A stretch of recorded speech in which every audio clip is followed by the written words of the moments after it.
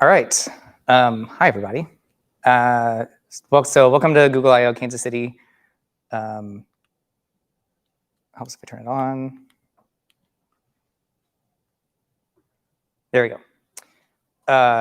So in case this is your first time, because I don't think I've seen YouTube before, so welcome. We are GDG Kansas City. So Google Developer Group is what GDG stands for, but we're only Google by name. We're all independent, it's a community-led user group. So we'll try to start running monthly events or quarterly events, depending on how much time we have at that time, just on different software development topics. So my name's Jay. We have Roger and Kirti. So you found us somehow, but in case you want to find us another way, a way that's easier for you.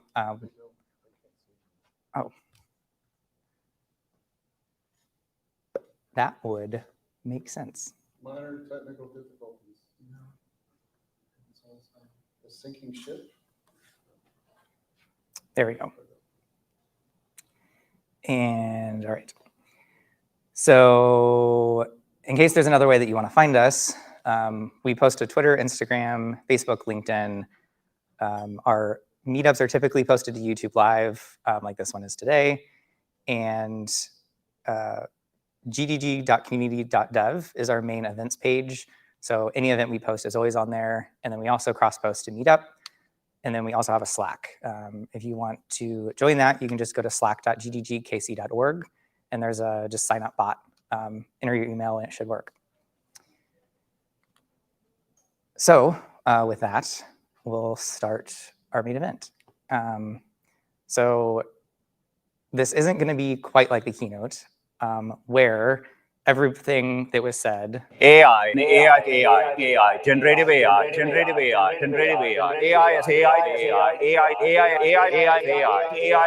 AI uses AI to bring AI.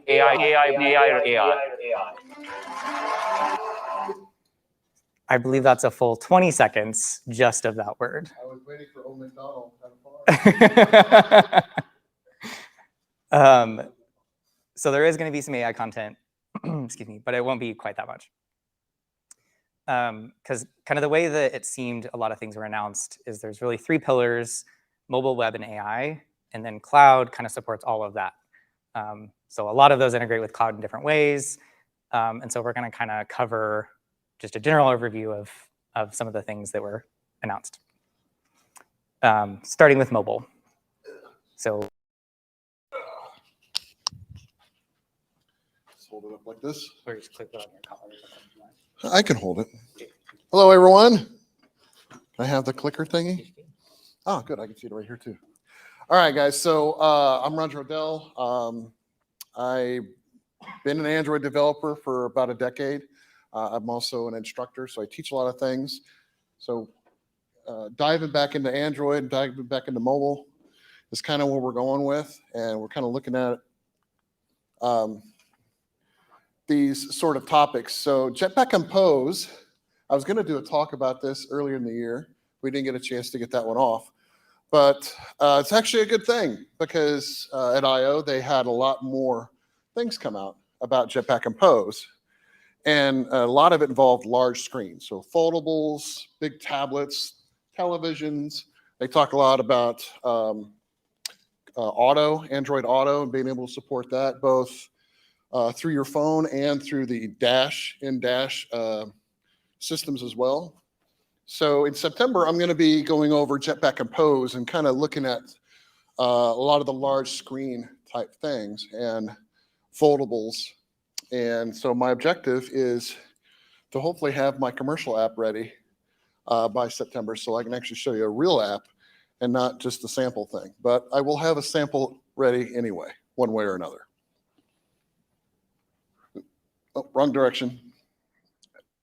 All right, so, okay. Sorry, guys.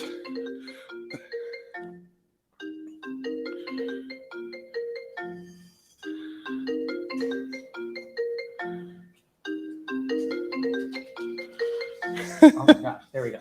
All right. So now that the alarms have sounded. So we also have device streaming. Now, oh, here we go again. They really don't want me to talk, do they? We're good.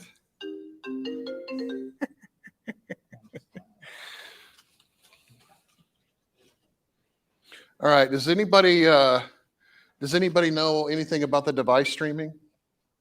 Anybody want to take a crack at it? Jay, what is device streaming?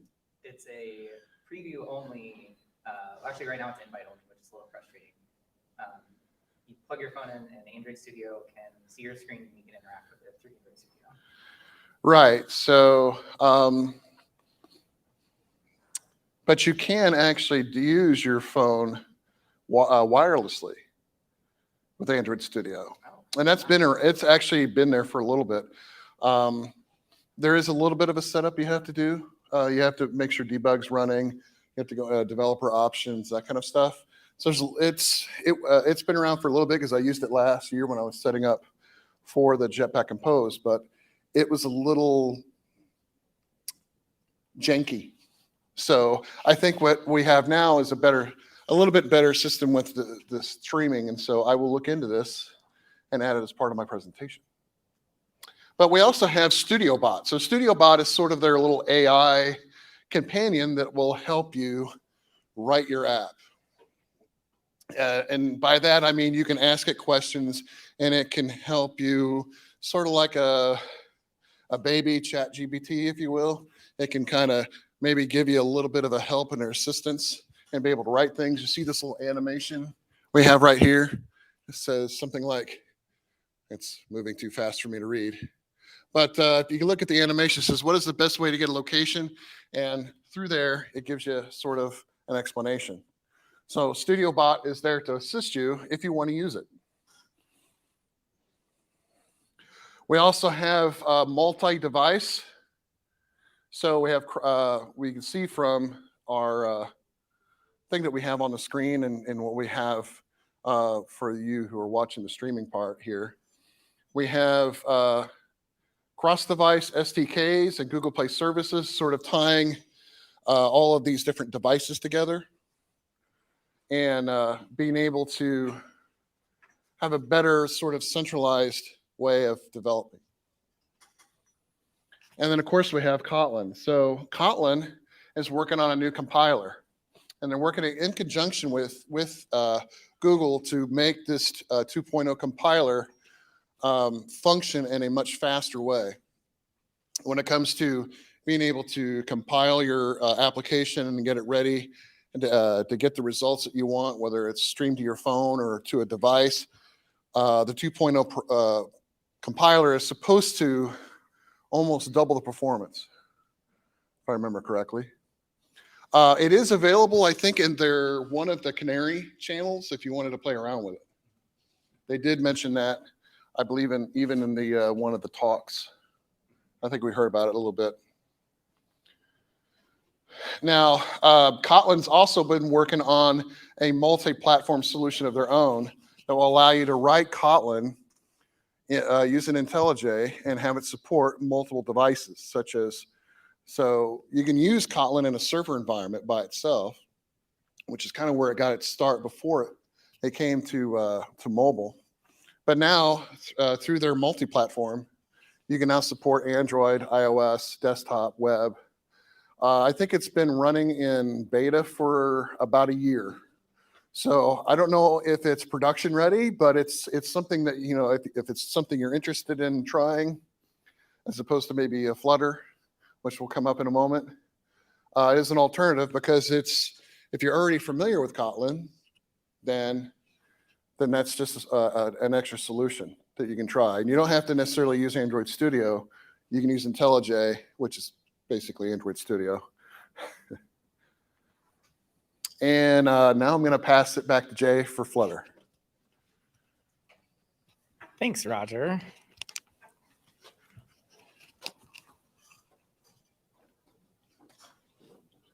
And I realize the video is not working. So nobody's seeing anything? Just the webcam for some reason. It's not a bad thing. Well, we can switch to this If you one. guys do have an interest in coding Android, talk to me after, because I'm actually doing some live streaming of coding. Talk about that. So yeah, like Roger said, Flutter also had some updates to it. So kind of similar to Kotlin multi-platform, Flutter is Google's answer to cross-platform development. So build once, deploy everywhere, using the Dart programming language and declarative UI. So some of the things that were announced, there's some graphics improvements. So there's a lot lower level GPU usage that you can get a little more out of the box rather than building your own plugins for it. Seamless integration for mobile and web. I don't remember specifically what that bullet point was about. Yeah, they talked about trying to develop Flutter into a way to write web applications as opposed to just mobile. They've been talking about that for a while. And I know, so early to new and emerging architectures, they introduced WebAssembly using a lower level binary. It's kind of a new way to do web development right now. I don't think it's in the stable version of Flutter yet, so you would need to check out the beta for that. And continue to focus on developer experience. So there's a lot of different developer-centric things, faster loading times, if you deploy the device, seeing your view hierarchy and interacting with it through the debugger, that sort of thing. And so I will be giving a talk on that in August, so stay tuned for that one.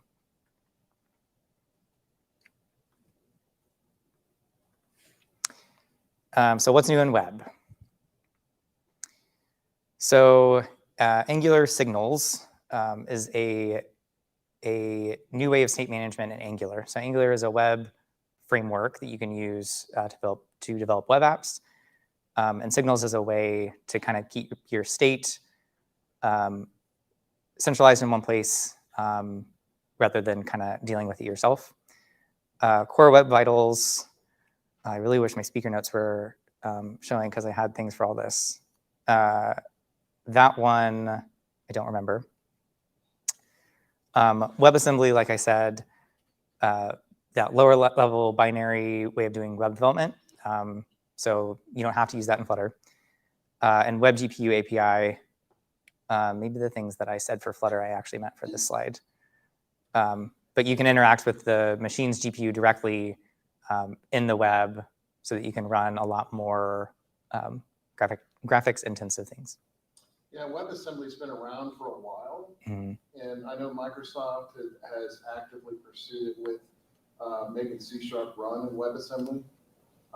So with Google making strides also in WebAssembly to add other language support. So Flutter is just a start. I'm sure Kotlin will probably make their way into it as well and make that even more applicable. But essentially, you don't have to run JavaScript as a backend support language. You can use other languages through WebAssembly.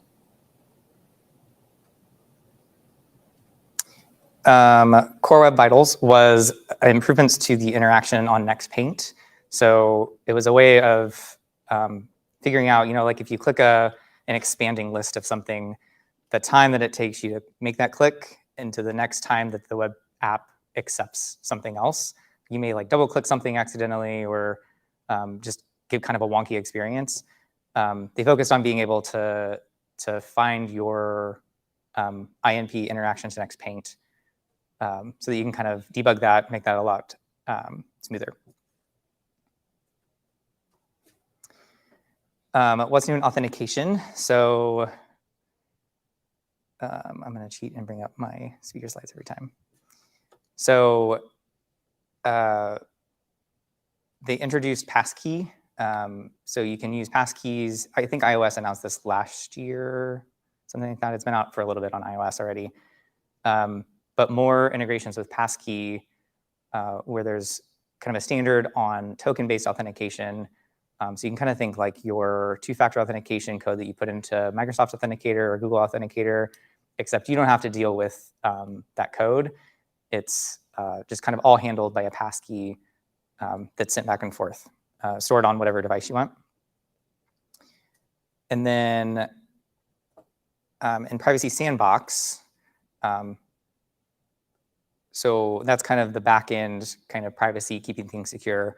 A little more on the front end of things is federated credential management.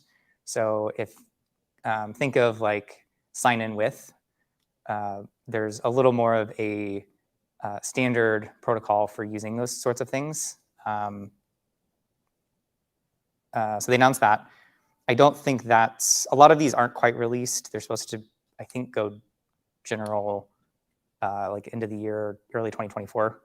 So these are kind of still either beta or alpha. Chips, which is cookies having independent partition state. So think of like if you have an iframe or some sort of other site running within your web page, any cookies that you have can be accessible to that iframe. And so this is a way of kind of sandboxing those things so that you're only giving those embedded web pages the access that they really need. And then protected audience API is really just about better privacy for advertising, ways to retarget consumers without having to have a long-lived cookie on your computer, that sort of thing. There was actually a lot of announcements around kind of advertising and making that a lot more secure, which is good considering Google is an advertising company. I didn't mention all of them here. At the link at the bottom, and we'll share these slides out after the fact, but the link at the bottom there has a lot more, has a whole list of things that you can see. So what's new in AI? Kirti, do you want to talk about that part? You can just hold it to clip it or whatever. I think yes. Hi everyone, I am Kirti. I work on a lot of machine learning AI stuff. So as we have seen the meme, IO has talked a lot about AI, and also it has talked about applications of AI over various streams like web, mobile, and also we have AI in cloud now. So what's new in ML? So they have introduced new Keras libraries that helps you with computer vision and having NumPy models, like NLP models in Keras. So initially we used to have different libraries that we used to use, but they have updated Keras to be able to use more image processing plus natural language processing with it.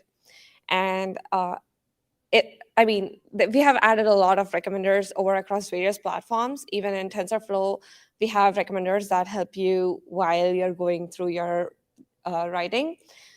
And MediaPipe is one of the cross-platform open source framework that allows you to build your models on device. So you can actually test your built model locally without having to deploy it.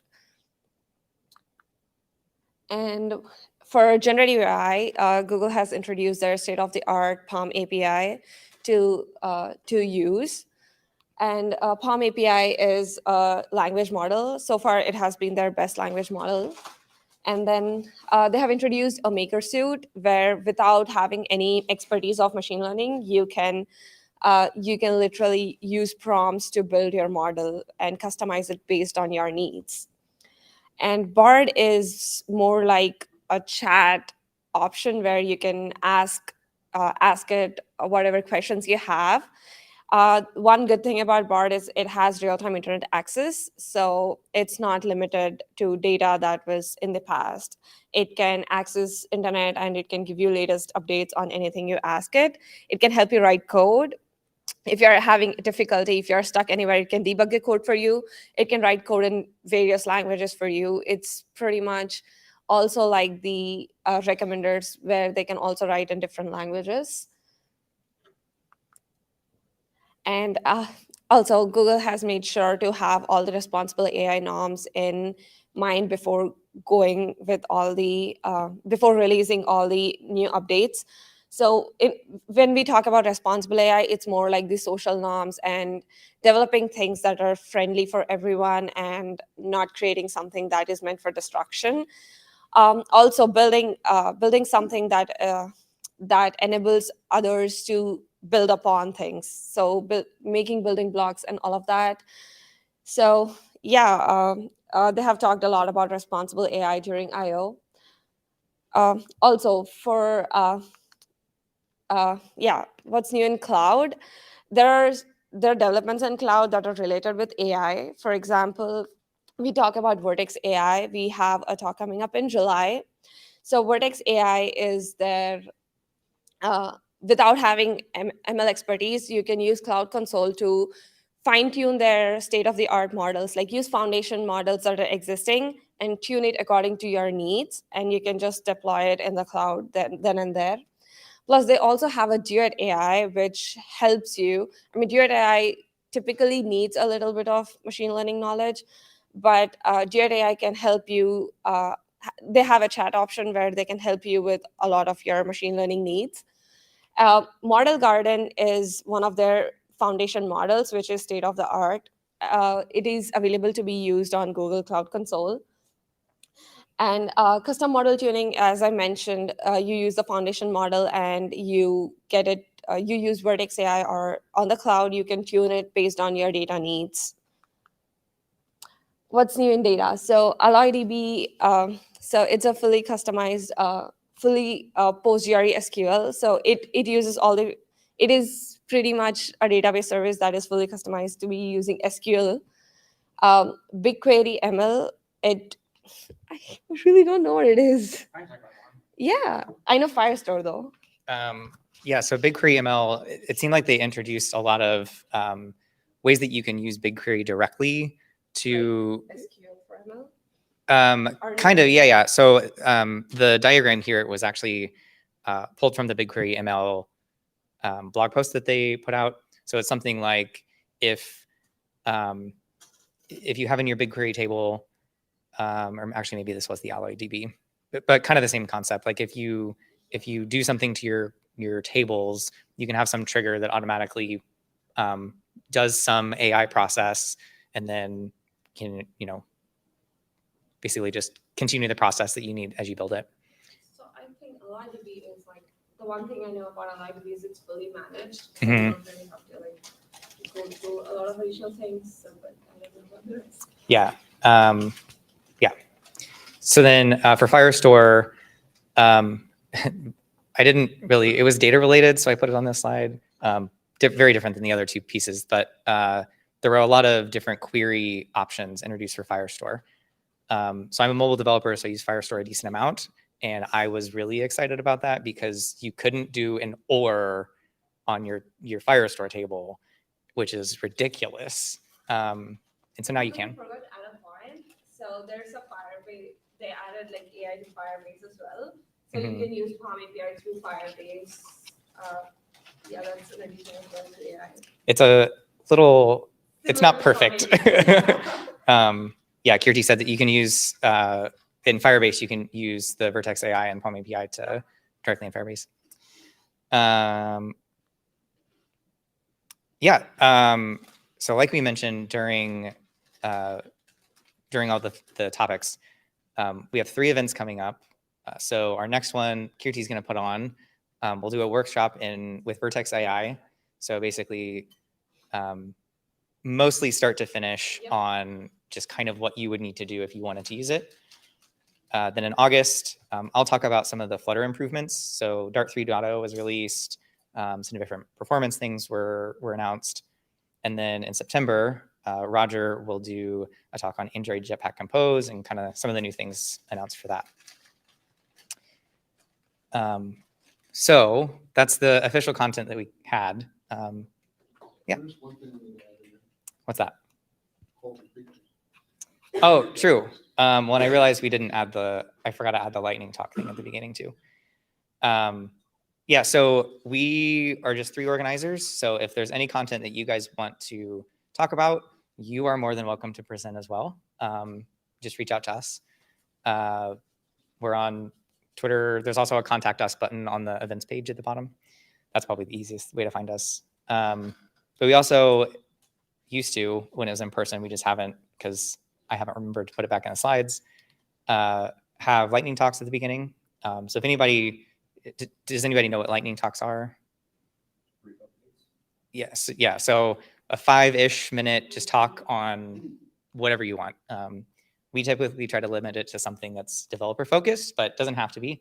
So if you have a project that you're working on, or something cool you found that you want to give a talk on, like for example, one that I did, well, it was a couple years ago now, but for our DevFest, our conference that we typically put on once a year, we had to kind of have a background way of taking in attendee information and then sending them emails for more information, because our ticketing system didn't get all the things that we needed. So I actually used AppScript to pull in my emails, make a Google Sheet, and then use SendGrid to pull the information to send out to attendees, and then used a Firebase hosting to host the form that would eventually get the information. So that was just a 5-minute talk on kind of the process that I had to go through for all that. So if anybody wants to give a quick lightning talk on something cool, they're more than welcome to. Otherwise not. I can actually give one now if anybody wants to. Sure. One. And we can also do that online. I can give anyone online presenter privileges if you want to present on it. Just say in the chat. I have. So I actually have one, and I showed Jay this, so he might know what I'm talking about. So I can't demo it because I don't have my computer. So if anybody has Visual Studio Code, anybody who uses it, right? Just about everybody uses it anymore, right? How many of you have GitHub? Right? So this made me sort of just smile. But if you go to your GitHub, pick any project that you have and go to where you see your README file, you see all your files, right? Hit the period on your keyboard and watch what happens. What will happen is Visual Studio Code will open up in a browser, and you will be able to start editing your files immediately.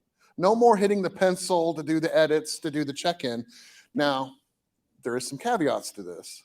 There's certain pieces that don't function, certain things like if you run live server, like if you're working on a website and you have a live server running, so that way that does not work in this mode. But you can edit files, you can push stuff through Git, and you don't even have to worry about the Git authentication because it's all built in. Sorry, I got to cough for a second. But that is one of the things that they added. I want to say about 2 months ago. Somebody had mentioned this in a video that I was watching, and I'm like, no, this can't be true. And I actually tried it, and it works. Now, they also have what's called code spaces. Anybody know what code spaces is? So if you don't, code spaces is a way of allowing you to run a fully functional Visual Studio Code in the browser. It's running on a virtual server. And if you're on the free tier, you get up to 60 hours a month for free. So that's my little quick one. Try it and let me know if it works for you. Now, I will say if you're on a GitHub that is a corporate account, does it work? From what I know, I had somebody try it once and it didn't work on corporate code. But if you have just a regular, good old-fashioned GitHub account, it should work. It was really freaky the first time I tried it, but I know it works. And as somebody who teaches and working with students, it's a much easier path than having them go through the pencil and go through the edit and then trying to tell them what to do. It's real quick and you're done. I know Flutter also does not run on it. Basically, Anything that needs to sort of run with a process is not currently working, but they did say in one of their videos that they're working on a beta to allow you to run terminal. So they're working on it. They just haven't got there yet. Because I know some people need to be able to run, just run a terminal output if you're working with like a console application. So you can't really run it. Some of it you can run, some of it you can't run. But at least you have the ability to do a quick edit on a file and check it in and move on.